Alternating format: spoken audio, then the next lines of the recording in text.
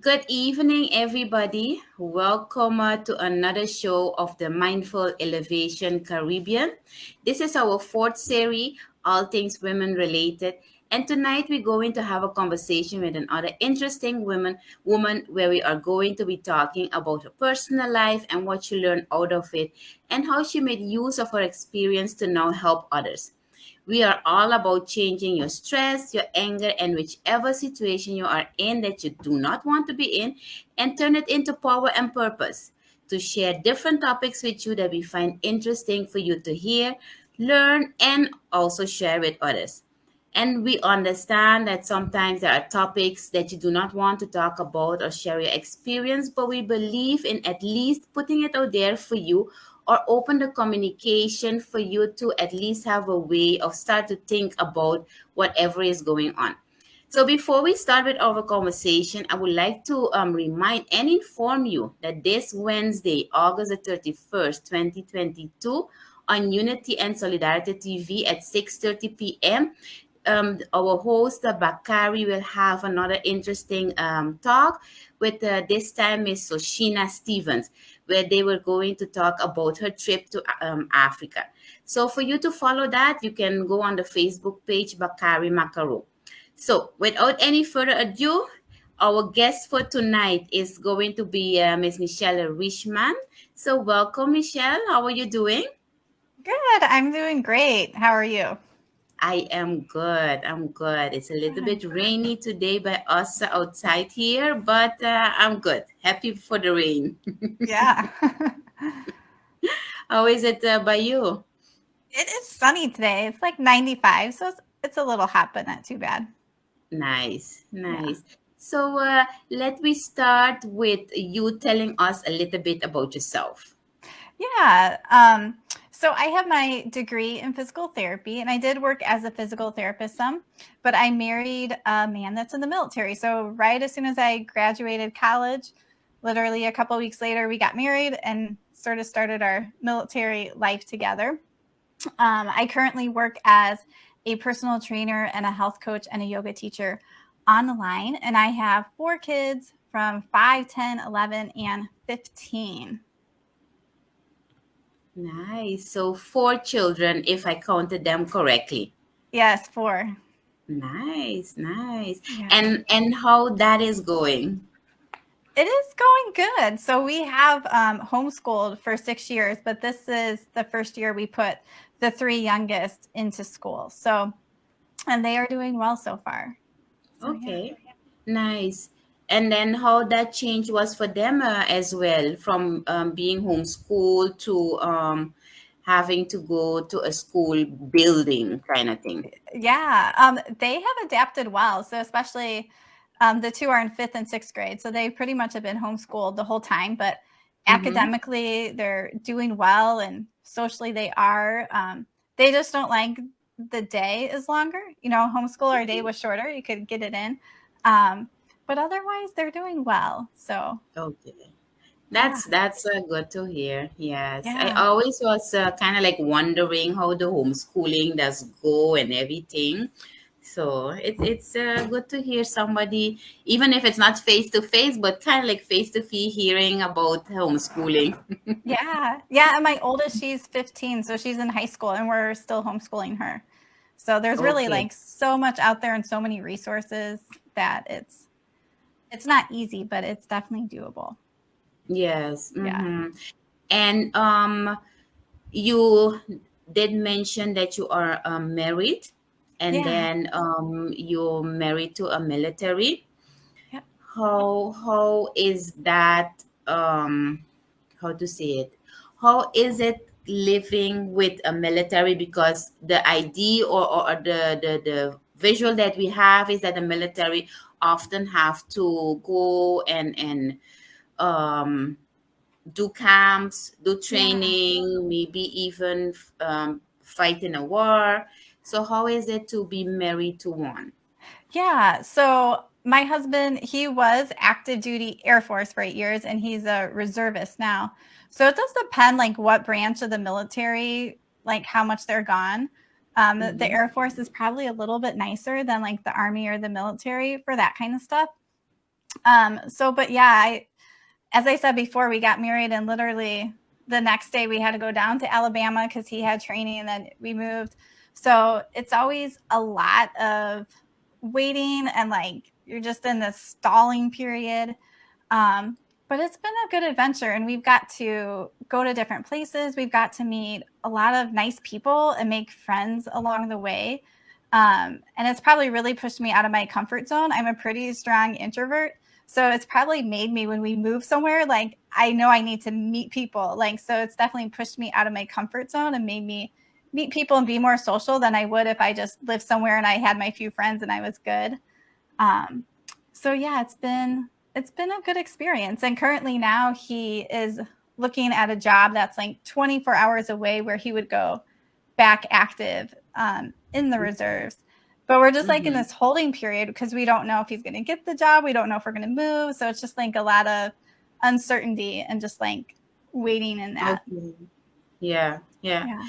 When you when you was mentioning about having to be away or not, and then you mentioned that you are a real introvert, and before that I was thinking I don't know if I would have been able to do that. The moving I don't mind, but then the because I'm an introvert as well, and then the go and the meeting new people, so I'm like, okay, so how did you do that? Yeah. Being an So introvert. yeah, like at our first base, I sort of met the people I did work, so I met the people there. But I think once you have kids, sometimes that can make it a little easier to meet people and make friends with people. But even though I'm a really strong introvert, like I do like talking. I'm usually good if I have a couple, one or two good friends. Um, but it's definitely like pushed me. Like I know when we move, I'm like, okay, I'm like, really want to make sure I meet people and do different things that is uncomfortable to meet people to me. So I do have to push myself out of that comfort zone. Um, but I've enjoyed all the different people we've met and I still keep in touch with different people from, that are now spread out all over the country. Mm-hmm. Yeah. Yeah. So so it kind of like gets at one point it gets a little bit easier, even though every time, yes, you have to make yourself aware that you have to make this step, but it kind of like gets easier with the time. Yeah. And it's sort of like, you need to do it. And it's just sort of like getting over that hump. And it's like, okay, I know once I move and I can meet a couple people, like I'm good. Yeah. Yes, indeed. And actually, for your children, how it has been actually raising your children and the impact it had on them. Yeah. So it's like, so now my oldest is 15 and that we might potentially move across the country. Like when we first told, I was like, no, like she was upset. And then as I'm talking to her, I'm always trying to be more positive, like, oh, we're going to get to like do these cool things. And then I'm like, I am really sad about this. Like, I don't want to move super far away from family. And like, telling her those fears and worries I have, even though I don't try to say those to them because I want to be strong. Um, but yeah, she started to like come around, like, yeah, I would be upset that I would have to leave my friends. She's an introvert too, so she's like, I would have to make new friends and I have to leave everybody. I'm in high school. And um, so right now that's a hard thing for her. And especially when she was little, my husband deployed for a year. So she was um, 3 or 4 when he left. But she really struggled with missing him. And we lived with my parents for that year. And then when he got back, we moved back to the base. And then she really struggled with missing my parents. But like we took her to counseling, and I mean, she adapted and did well. So Okay, yeah, okay. And then with your other children, it has been going easier. yeah. The other 3 are boys. Yeah, and they've adapted well so far. The middle 2 aren't too excited if we're going to move, um, but they're not upset either. Okay, okay. And as a woman, actually, I mean, a lot of women, majority, some, they like to be settled one place, raising, taking care of their family, having their structure and everything. So for you as a woman, how that has been going actually to move from place to place, and like you mentioned before that, sometimes there are times that you have to sit and wait. All of you have to kind of like sit and wait if a deployment is going ahead or not, or what you have to do. Yeah, the waiting is hard. Even it was like almost a year ago, he got really quick orders that he was going to deploy. So Mm-hmm. usually they give you like a couple months, but this was like a few weeks out. And we're like, oh man, like scrambling, stress is high. And then they ended up like putting it on hold and then they canceled it. But it's like you go through all that emotional turmoil and it was like nothing. So I feel like sometimes there's a lot of waiting. There's a lot of things that don't happen. Or my husband always jokes the military is hurry up and wait. So yeah, it is hard to just wait in that uncertainty. Mm-hmm. I was just listening to someone else speak, and there was like this study, and people were going to, one group of people said, you are going to get an electrical shock. And the other group was like, well, you may or may not. But the people who had to live with that uncertainty, like, did worse than the people who just knew what the answer was. Mm-hmm. Yeah, Yeah. yeah, indeed. It can indeed have an impact on you. So how is it that you what for impact had it on you as a person? Yeah. Well, like I said a little bit, I actually think on the positive side, it's made me grow. Like it made me be a little more social, reach out. Definitely through the harder times, it made me grow in my faith. So it gave me an opportunity to dig a little deeper and grow. So I don't look back on any of the times with regret or anything like that. Some of it was hard going through, but when I look back at all of it, I look at like what I learned from that and how I grew from that. Mm-hmm. Okay, okay. And if I'm not mistaken, you said you are a health specialist? Yeah, so I have my doctorate in physical therapy, and then I currently do online personal training and health coaching. Okay. And what's the reason you decided to do that, as in become a physical therapist? Yeah, so I think I decided in high school. I was an athlete, so I did gymnastics and cheerleading. And then in high school, I had like a hamstring injury, but Mm-hmm. I saw a physical therapist, and I just thought it was like really interesting how, they can do different things with the body to help heal it, in a Mm-hmm. natural way.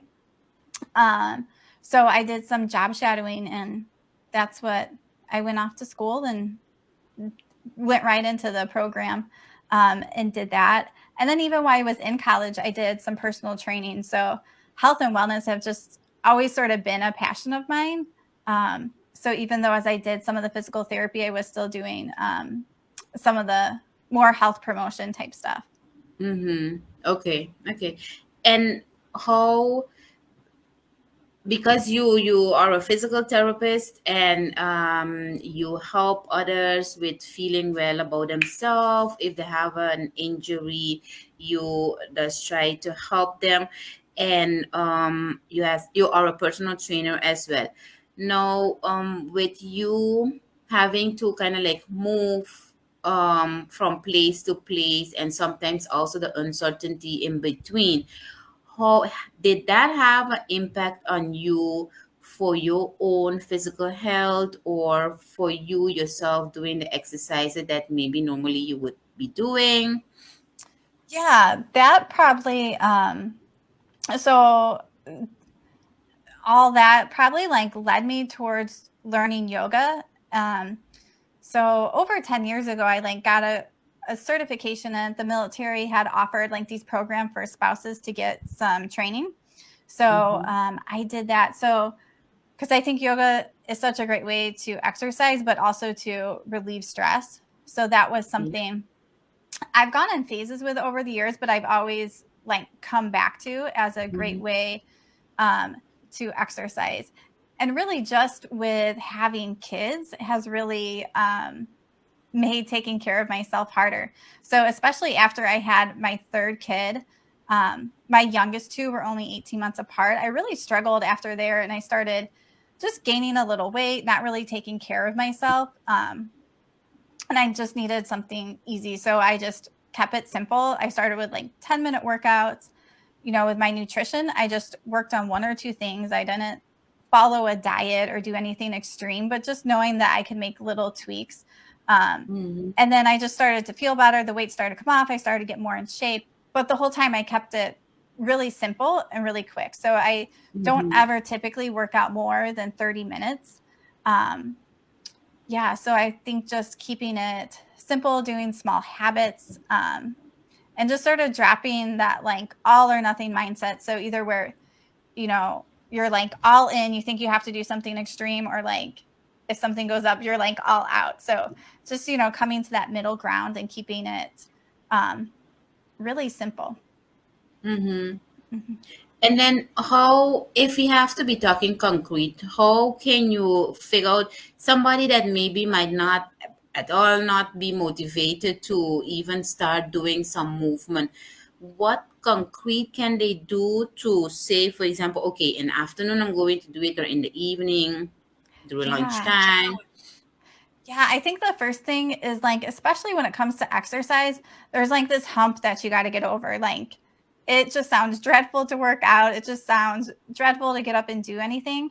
But once you start to get over that hump and your body gets used to a little exercise and movement, you get those endorphins and you really just feel better. And just like Mm-hmm. I was saying, start with 5 or 10 minutes. So, especially someone who hasn't been exercising, you don't want to go out and do 30 minutes or push yourself hard. So, start with 5 minutes. And I think the more consistent you are, like it's probably better to do that most days of the week instead of just 3 days. Because when you're doing something just 3 days, you're not really building that habit. So, as you start to build a habit, like maybe that's every morning or after lunch or whatever, that becomes your routine and you don't have to think about it. Yeah. So yeah, just starting really small at 5 or 10 minutes, eventually work up to 30. But if you stay at 15 or 20, that's great. You don't have to do anything extreme. Mm-hmm. Yeah. The important thing is it is to move, even if it's on your chair, move your legs, move your arm to Yeah. start with something, and then, like you said, indeed, slowly building it up to longer. Yeah. Yeah.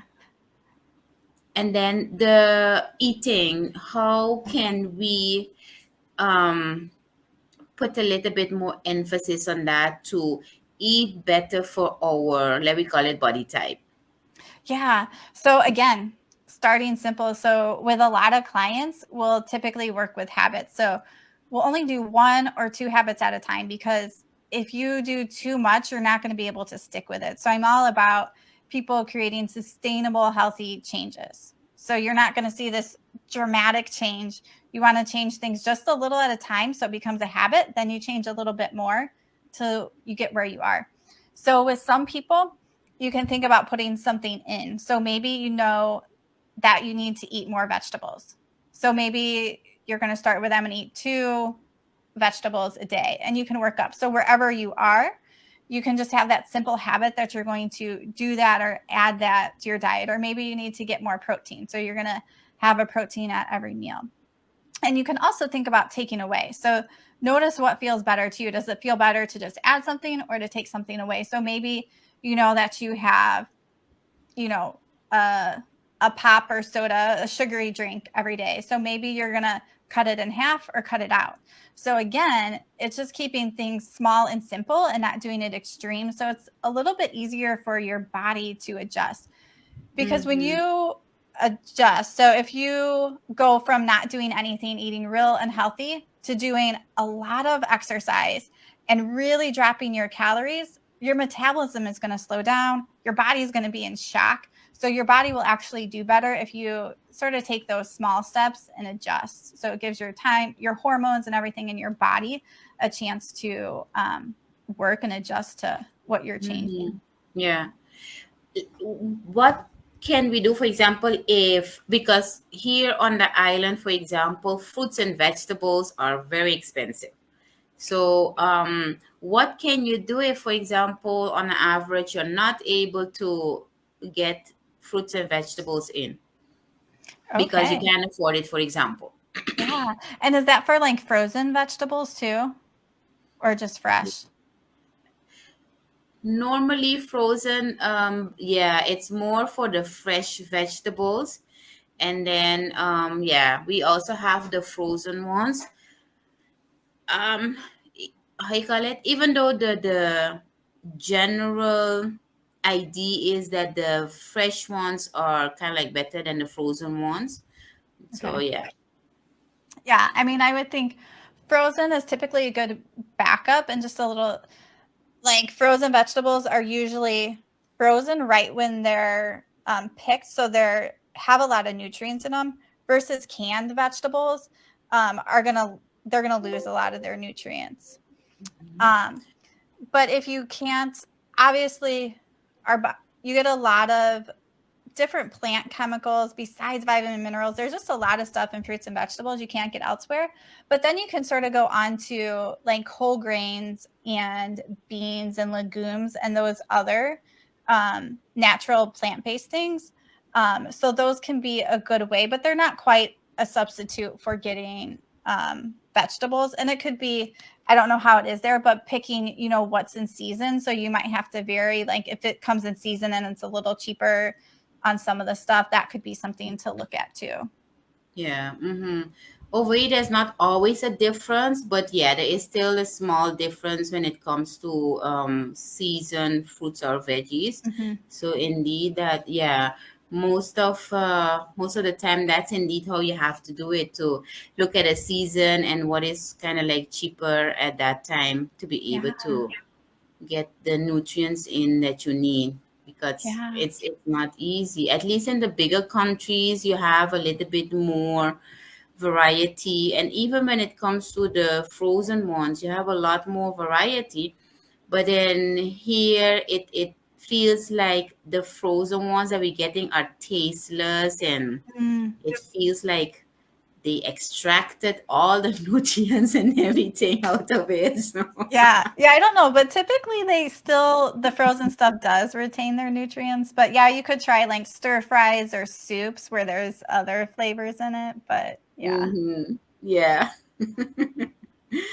Um, when it comes to um, even for you, because okay, like you said, the yoga at one point it helped you, especially because you have to be moving all the time. So that is kind of like a no weight, using your own body weight Hmm. type of that we call it exercise Yeah. regimen.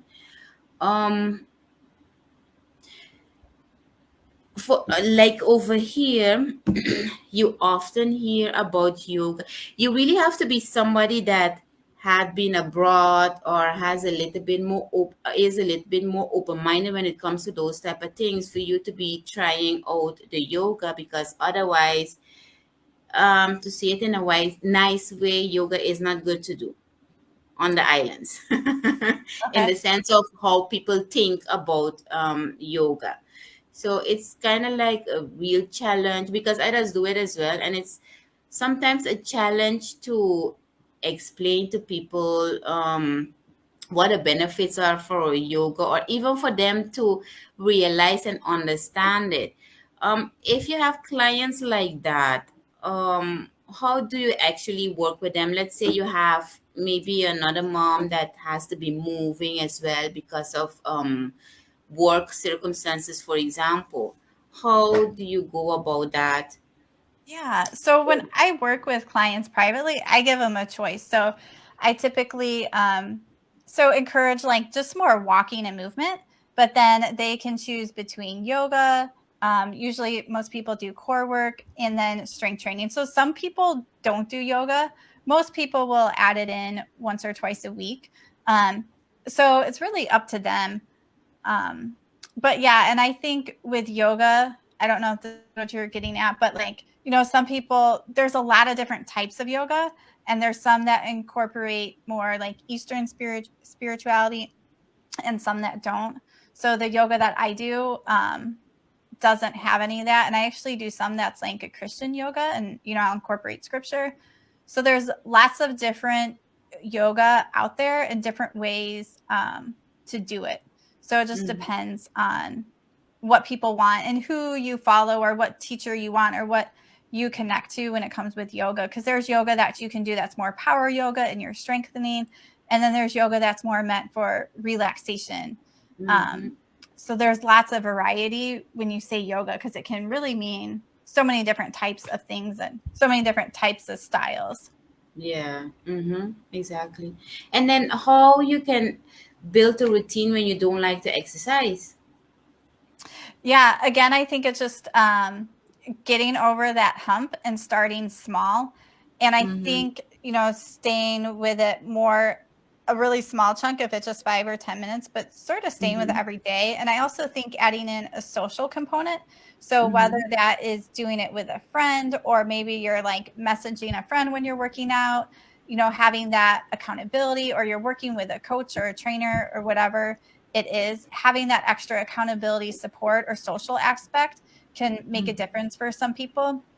And a lot of people, once they get into it, and if they can sort of stay consistent with it, it doesn't take long. It takes like a couple months, and then they're like, they don't mind it as much, and then they want to do it. They notice that they're getting stronger and feeling better. Mm-hmm. So I think Yeah. also keeping that end goal in mind. So if you want to start exercising, thinking of what that deeper why is. So you could do like the 5 why exercise. So it's like, why do I want to do this? And it's like, maybe I want to lose weight. Well, why do you want to lose weight? I want to like be around for my kids, and just sort of keep asking why till you get to that deeper thing, Mm-hmm. and Yeah. put that ultimate deep why up somewhere so you can see it and remind yourself each day, like, why I'm doing this. Because you're not going to exercise once or twice and see some big payoff. Like, it just takes that time of staying Mm-hmm. consistent to have those health benefits and to feel better and feel stronger. Yeah. Mm-hmm. Yeah. That's important for people to know indeed that the same as you created a particular habit that you have now, it went over time for you to create it. The same thing as with this too. If you want to change something, or even like you said, you want to see some changes on your body, it will not happen from one day to the next, but it will take time, and also effort from your side. How small then, but still you have to put from your side to try to see some efforts, because Mhm. you often have people that wants to see changes from one day to the next, and otherwise no, you're not good. Yeah, and typically, if you're doing it the right way, that's not going to happen with your health. Hmm. Yeah. Yeah. Yeah, people are really impatient. I think because we're seeing too much out there, especially because of the technology, that people presenting how they say, a good life, or they are at the perfect way that they want to be, whatever they want in their life, they it seems like they have it from one day to the next. But we as viewers, we don't realize that all those things came with either hard work, or it came over time, and Yeah. all that people had to put in it for it. Yeah, I think it's like really that consistency that pays off. And really, especially when it comes to nutrition, you typically have to go against the grain of culture. Like, you're going to have to maybe choose a salad instead of pizza all the time.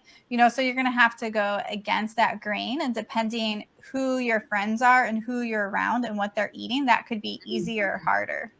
Yeah, yeah, correct. And your mind is important as well, because once you put your mind to it, and because it's not only to when it comes, for example, to changing your body, it's not only that, okay, you change your body and then everything will be good. No, but if you don't change your mindset, then you will still continue seeing your body the way it was before, that according to you, you didn't like it. So your mindset is also important to work Yeah. on that. Yeah, absolutely. With clients, we talk about um, that relationship with food. So, um, when people, they might eat for comfort. So you might have to sort of like work through that and break that down. Or they exercise to burn off the cake they just ate. So breaking down that exercise doesn't have to be a punishment. Um, so, or just like finishing a plate of food, like maybe it's really hard for you to throw food away. There's usually, something that goes back to, but sort of like working through that. Yeah, Definitely. yeah. And sometimes that's even coming from generation to generation. When you mentioned that about not wanting to throw food away, Yeah. yeah, I do recognize that indeed, that you have people that no matter how full they are, they're eating it because it's on the plate and they don't even want to save it, for example, for later. Hmm. And so, yeah, it's a different aspect that you indeed have to pay attention to when it Yeah. comes to all of this. Yeah. Yeah. Yeah. But that mindset piece is huge for sure. Mm-hmm. Hmm. Correct. Correct. You in between, you kind of like mentioned it already, but how do you empower other women? Yeah. So I really work a lot with women to just really encourage them to find something that's sustainable. So a lot of women tend to put themselves last, whether that's like from their career, everything else, or for their kids and their family. That it's real easy to put their health on the back burner because everything else seems so important. And like we were saying before, you don't see those positive changes overnight in your health. You don't see those negative changes typically overnight either. So it's real easy to put off our health, to not eat well, or to not exercise. So I really help to encourage moms to try to put themselves first and not feel guilty about it, and not put themselves in a first where they're ignoring their kids or doing anything else, but keeping it simple and just taking those small steps forward in their health, whether that's Mm-hmm. starting with their nutrition or their exercise, and just really helping them to feel empowered about their health. Because a lot of times when you go to a doctor, you're not going to walk away feeling empowered. I at one point had high cholesterol, and the doctor, just the nurse is like, "Oh, here's a sheet," and I'm like, "I'm doing everything on the sheet." Like, there was no follow up, there was like no education, no empowerment. So, I think a lot of times when it comes with some stuff, we really have to find that and seek that knowledge on our own and have support through it. So, just really helping women to do that because we're ultimately in control of our health. Yeah, correct. And like you said, often we forget that, and then we leave ourselves go because of the hecticness of a life, the Yeah. stress, and taking care of family and everything. So, yeah, yeah. Yeah. So I think it's just taking that small step forward and knowing that you can put that little piece of yourself first. Mm-hmm. Yeah, correct, correct. I was wondering, how does women come to your practice? They are referred by a doctor, or they. Um, yeah, not I usually find most people online or from different groups. So yeah, I don't have any referrals with doctors right now, but just different places online and different groups that people find me in.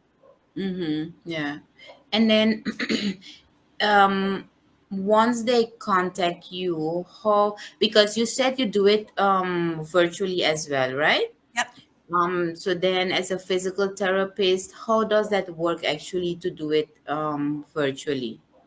Yeah, so I just do wellness, so I don't do physical therapy online because then you're limited to your state. So the wellness component with the personal training and health coaching, I sort of can work with people anywhere. Um, and I have a couple different options, but we do different things where we could do it live like this. And I also have different exercise programs I set up that has little video clips of me so they can log in and I can put a special program together just for them and progress it. And we check in through messages and different things like that. Um, and just continue to customize. And we work with habits, so they might start with one or two habits and we're going to work on those, making sure that they're consistent at doing them, and then sort of bumping it up and changing it there, and just really supporting and encouraging them along that journey. Yeah. Okay. Okay. That's That's very good, especially because the world opened up a little bit more, no, more than before already, especially Mhm. after the COVID. That it's really good that indeed they can log in and be in communication with you, and through those video clips, getting what they the information that they need, and then for them to work on themselves as well. Because I can imagine, for example, me as an introvert, that would be a good system, because for me to be sitting and talking every week, and having to go to a particular place to be meeting you, I think at one point it would be dreading, and it would be, I have to go Yeah. again. But like now that I can kind of like, you could almost say in between my work, oh yeah, it's time, let me log on, and then I have a little chit chat with you, and then I follow whatever instruction you gave me. Yeah, that sounds really good. Yeah, and especially for me, as I've had kids, it was hard to go to the gym. I would try to do it, but I mean, it took so much time. You got to drive there, then you're there the whole time, then you drive home. So, like working at home, working out Mhm. at home and just doing 30 minutes, like saves you so much time. So, especially for people who are time crunched, it can be really nice. Yes, yes, indeed, Mhm. indeed. And then also just to know that in the back of the mind, you still have that support, even though it's not having to drive to go over there. That Yeah. is really, really good. And Yeah, I so, think for a lot of people having, especially people who struggle with working out or struggle staying consistent, working with a coach or a trainer can be really helpful to sort of keep them on track and get them mhm. to where they are staying consistent. And then it feels good. And then it's eventually easier to, it's just a part of their life. Yeah, correct, Mhm. correct. Do you see favorable changes? Do you see a lot of changes, or is it still that people kind of like struggling for example, changing their lifestyles and mindset? Yeah, I think everybody has, it's sort of like that uphill, up and down, but they eventually get up there. So it depends on the person I'm working with and what their goals are. Hmm. But typically, especially on the exercise side, people will start to get stronger, like their aches and pains might decrease. They're going to start to feel better and move better. The nutrition part is probably a little bit harder for people to change, but really, I think it helps using these small habits. And when I work with someone, I make sure it's like something they can do. So I like it to be they're going to be 90% sure that they can do that. So a lot of times I can't, maybe it's like, oh, I know if they did this and this and this, they would get really good results, but that's not what Hmm. they're going to do. So we sort of come back to what are you going to do, and then let's get comfortable with that, and then eventually we can add to that. Okay, okay, that sounds good. Yeah. um what tips and advice would you be giving to someone that's kind of like struggling and don't know where to start or how to start? Yeah. I mean, start small. I mean, the best way to start is just getting more movement in. So just walking, cleaning, it doesn't even have to be hard. So really starting with movement and picking a one thing in your nutrition to change. So what is just one simple thing you can do most days, and those can just be really small things to get you started. Or it could even be making sure you're drinking enough water. A lot of people are dehydrated. When you're not drinking enough water, you're typically going to overeat. So that can be just a really simple thing to start with. And if you're more serious and you're ready, like working with a coach or trainer can just really help to give you that plan, because a lot of times like you don't know what to do in between exercise and nutrition. It's just a lot to figure out, and it can really vary person to person. Like there's really Mhm. no best diet. People lose weight on keto and high fat, and people lose weight eating more carbs. So it's really individualized, so it can be a little tricky if you're stuck on your own. Yeah. So that's where working with someone can sort of like help make it easy. Just like in other areas, I just go to a specialist because they sort of know the answer and they can help piece it together way faster than I can. Correct. Yeah, exactly. And then sometimes we afraid to go and ask an expert because we're thinking that we either know it all or we don't want other people to know that we're going to ask an expert for help. And, Yeah. Yeah, and some people will, like, feel bad, like, "Oh, I ate a bag of chips or ice cream," or, like, you don't wanna say that, but that's, like, okay, like, most people do that, that's why you're here, and, like, we've all yeah. been in that spot. So I think if Hmm. you have different insecurities or different fears, probably most likely that's not gonna be, like, a shock, and that's okay. Yeah. Mm-hmm. Correct. Correct. Miss Michelle. So, as a because we have been talking about different aspect of you, your life, but also about the work that you do, and you gave some tips about how we are able to start with, especially when it comes to exercise and also changing our health. So before we close it off, do you have anything else you want to say? Oh, and how people will be able to contact you if they would want more information.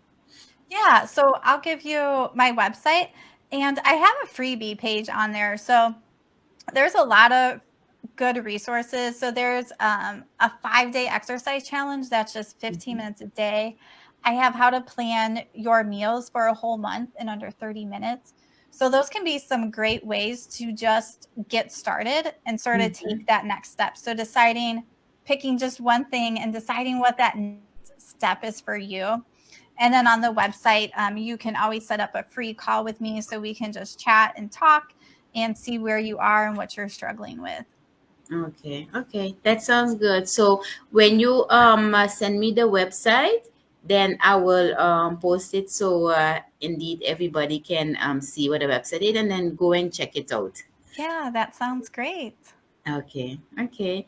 Well, Michelle, thank you so much for sharing with us tonight. We appreciate it. Me personally, I learned some new things. So I thank you very much for that. Viewers, if thank you as well for being present. If you still have any questions or comments, you can always ask that, and then we will send it through to Michelle so she can address that.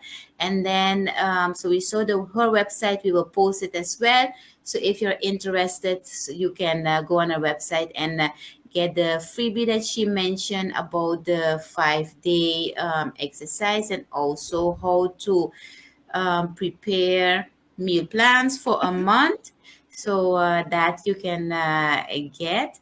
And then we were talking about tonight about changing habits and what you can do to make a start to start small and not always that you don't always have to start big with changing things and also to change your mindset. So, Michelle, thank you once more again. Viewers, thank you for being present. In 2 weeks, we're going to have another interesting show, all things women related. And then don't forget this Wednesday at 6:30 with Unity and Solidarity TV. So, everybody, thank you again and have a good evening. Yeah. Thank you. You're welcome. Thank you.